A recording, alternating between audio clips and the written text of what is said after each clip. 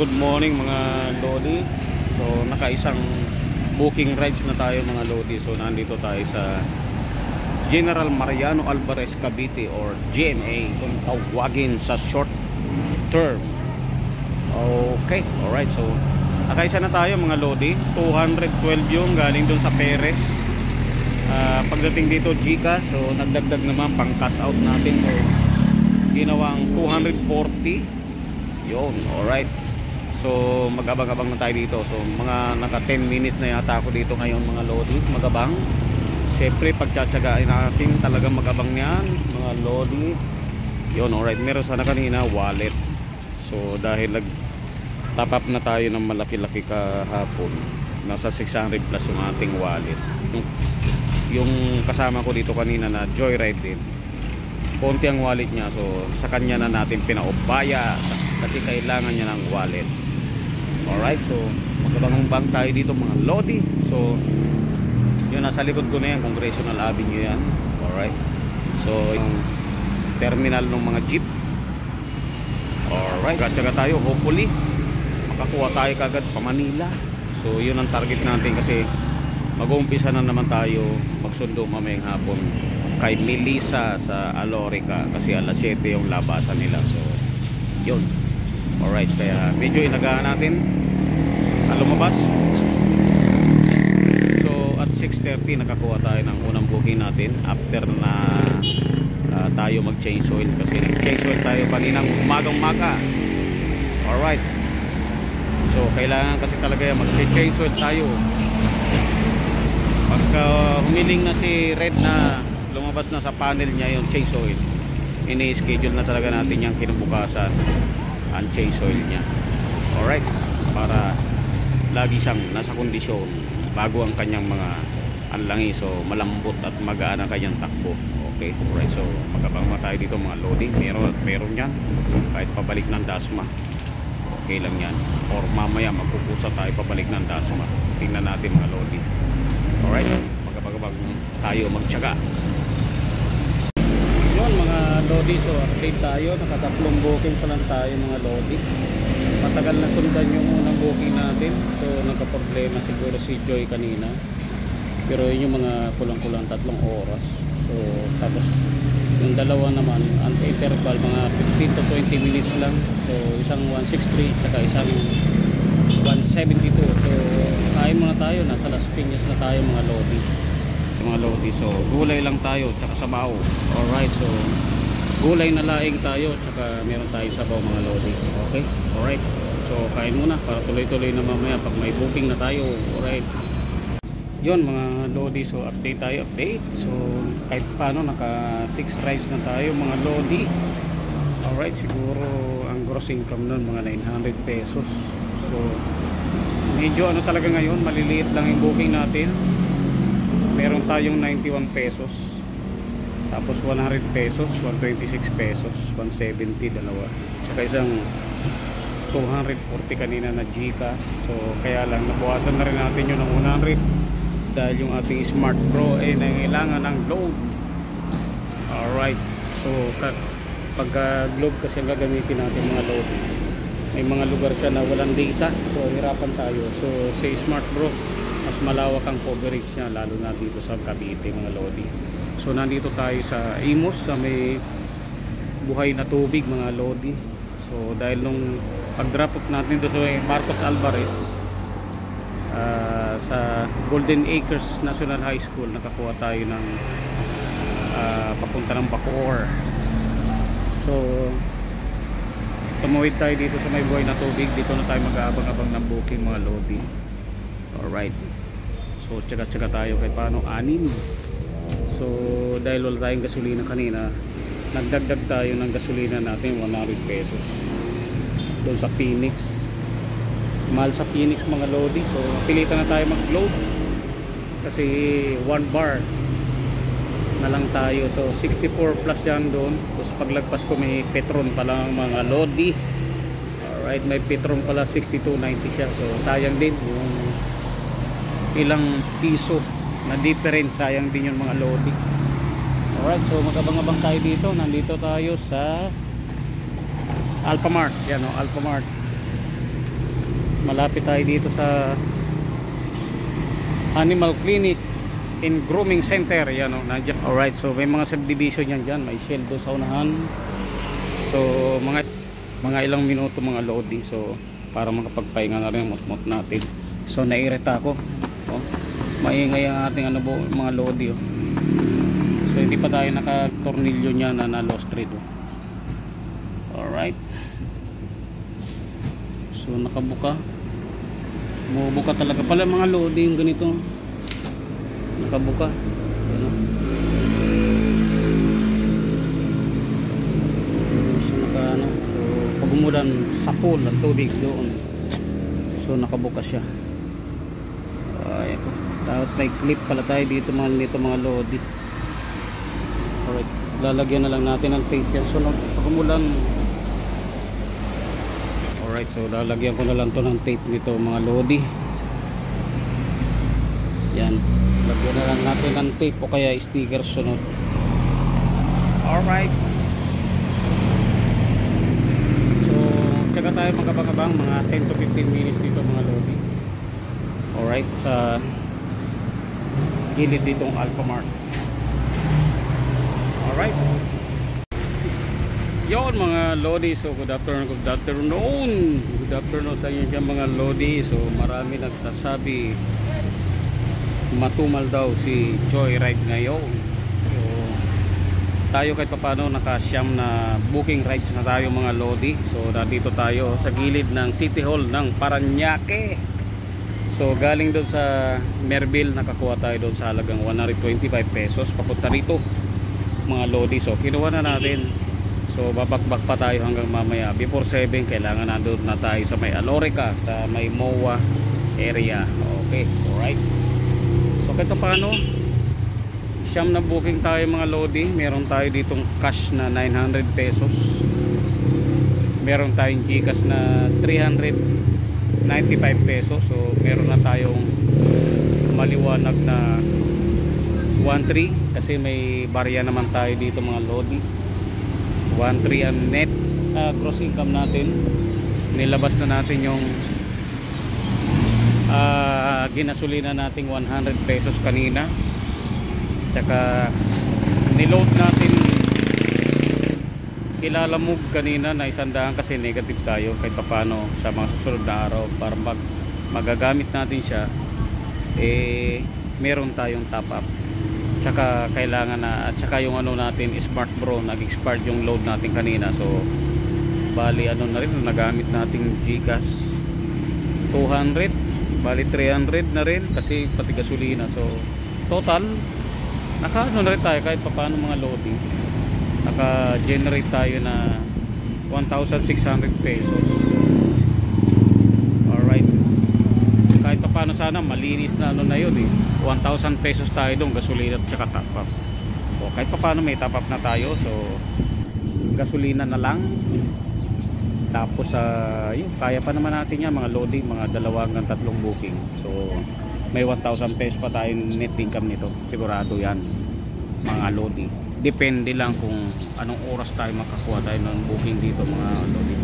Sa 1,000 sa araw-araw mga loading na net income natin, makati ang ilog natin, ay okay na yung mga loading. So 1,000 pesos net income pataas araw-araw sa 6 days ay goods na yung mga loading. 6,000 pesos pa rin per week yun mga loading. So sa 4 weeks yung mga loading 24,000. So not bad mga loading. So tiyaga lang talaga. Alright, so magabang-abang na tayo ng booking dito mga loading, pang 10 booking natin. Alright, yun talaga, tiyaga lang talaga mga loading. Minsan naman 800 pesos lang nabibigay yung pinisis, depende sa outcome ng mga booking natin. Halos 3 oras kasi tayo kanina sa Cavite. So napunta tayo sa lokasyon na dati-rati naman nakakawa kaagad tayo ng booking. So kanina wala talaga, kung hindi tayo nag-move forward talagang wala tayo makuha ang booking. So napakarami kasi talagang kaninang rider na nandun sa may along Borol 1, 2, 3. Alright, so dito rin sa paligid dito sigurado maraming rider dito mga lodi, San Antonio, Parañaque. So paglabasan naman itong City Hall, sigurado may booking tayo dito mga lodi. Paikot-ikot kahit meron pa tayo makakuha tayo ng Mandaluyong, Manila, kaya pa natin. Quezon City, so kaya pa natin kunin kasi alas 7 naman si Ate Melissa sa Alorica. So yun, we'll see mga lodi kung makailan pa tayo mula ngayong oras na ito. Parang alas 4 na pasado mga lodi. So alas nasa 2 oras na lang, 2 hanggang 3 booking siguro kung papala rin tayo mga lodi. Alright, yun, tsaga tayo dito.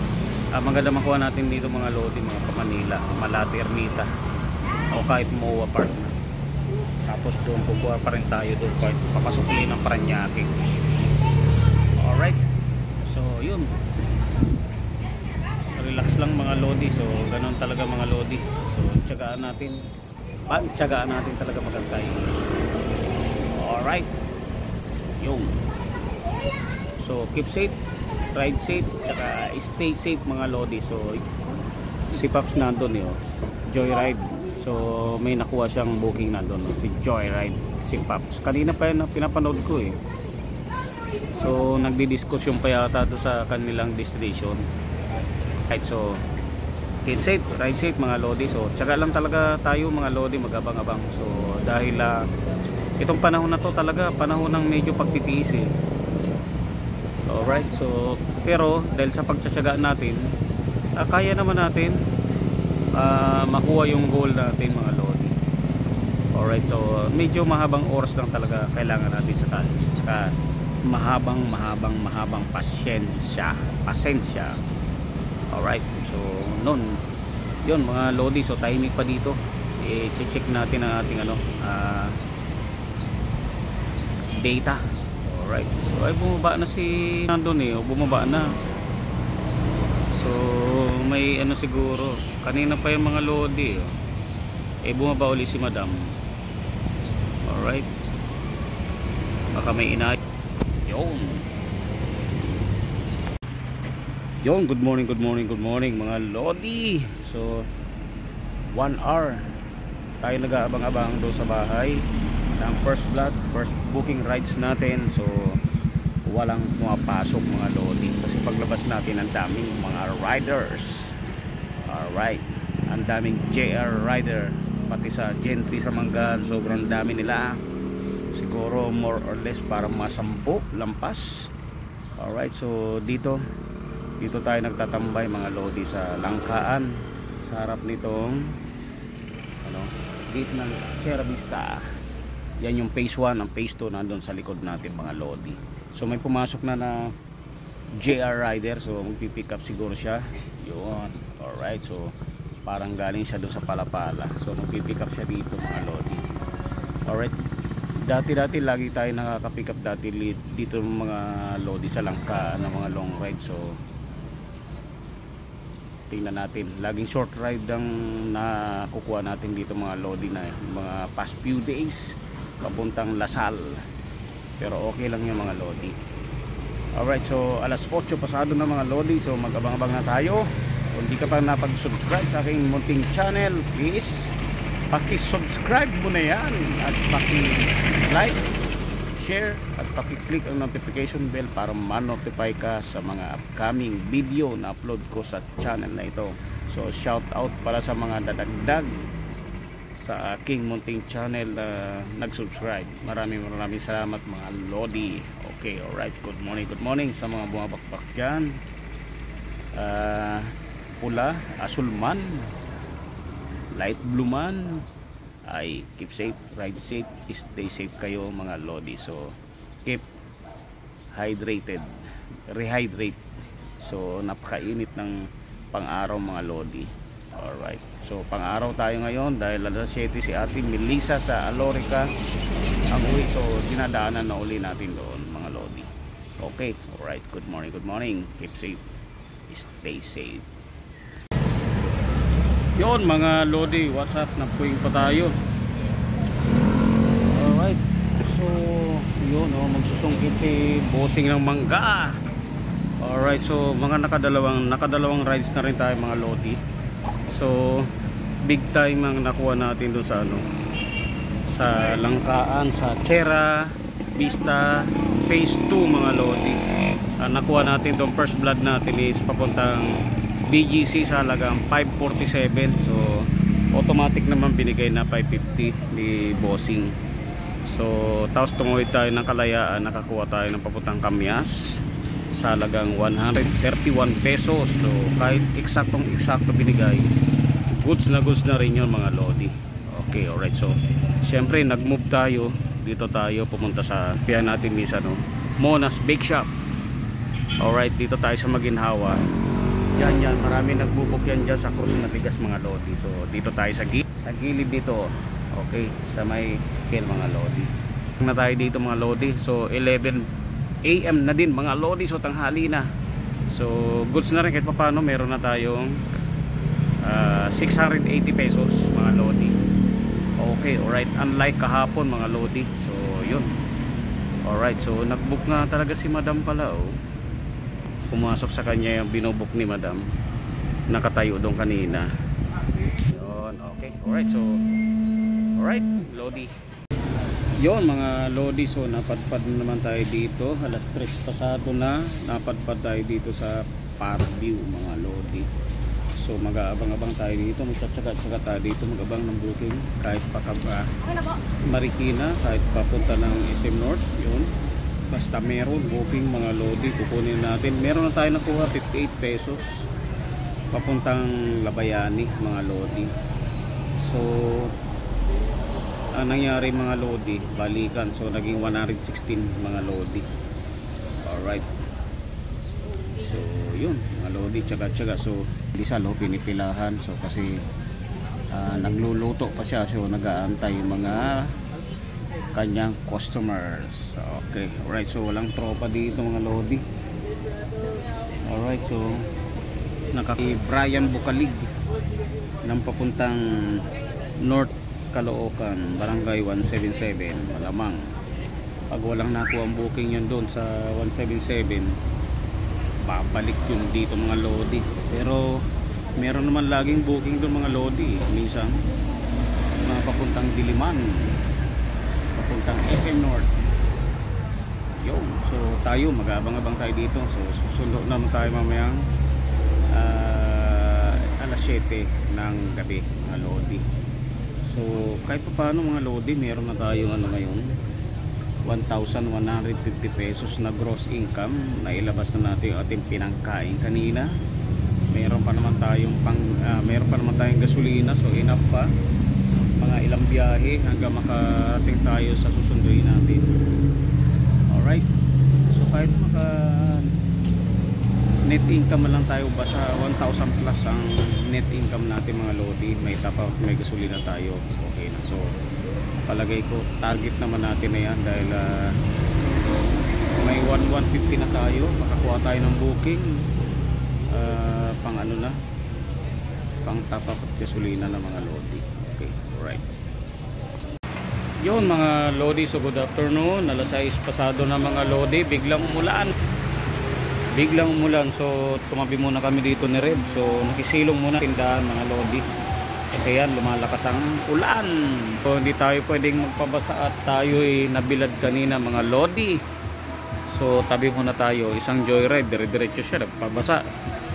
Okay mga lodi, so kahit paano mga lodi, nagkaano ba tayo? 7, 8, 9 na booking tayo mga lodi. Alright, so meron naman na tayo dito mga loading 1,850 mga lodi na gross income. So siguro di na tayo makakuha nito dahil alas 7, alas 6 pasado na, alas 7 susundo tayo kay Melissa. So patila lang tayo dito mga lodi na konti. Alright, tapos diretso na tayo sa Alorica. Alright, kahit pa paano mga lodi, kuha natin ang goal natin ngayon. Ganun talaga, tiyaga lang talaga, sobrang traffic mga lodi. So kahit saan. So nandito tayo sa Pinagsama Taguig.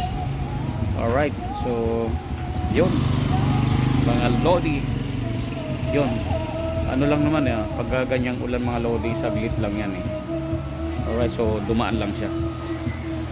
So keep safe, ride safe sa mga buwan bakbak dyan. So kung wala kayong booking mga lodi, so milong muna kayo. Alright.